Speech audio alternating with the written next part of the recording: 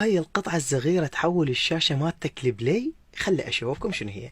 طبعا هذه هي الوايرلس جيمنج، موجودة عند عبر الشرق، تقدرون تطلبونها. هذا البوكس مالتها شنو موجود بداخله؟ 3 شغلات فقط.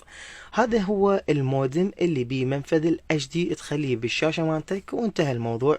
راح تلقى داخله موجودة 2 جويستيك وايرلس تخلي بيهن بطاريات وتستخدمهن بشكل لاسلكي. هذا هن اللي شبه يدات البلاي 1 بالتحديد والبلاي 2. بعد تخلي هذا الفلاش مثل ما قلت لكم بالشاشة نفسها، وتشغله بمنفذ مال مايكرو للشحن، يشتغل وانتهى الموضوع. هنا راح ينطيك 9 اقسام العاب الاتاري السيجا اللي كنا نلعبن. العاب البلاي 1 موجودة عندك موسوعة من الالعاب رهيبة داخل هذا الفلاش، وبي رام تقدر تضيف بيه العاب وتحملهن اذا في حال انه انت هذه الالعاب ما حبيتها او حاب تغيرها.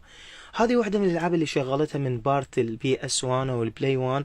هذه اللعبة اللي لعبناها شخصيا بذاك الوقت، فهنا موجودة والأداء مالها جدا احترافي. للعلم هذه القطعة هي تقدر تشغل لك دقة ال 4K، وتقدر تستفاد من هذا الشيء في حال انت من عشاق الريزوليوشن.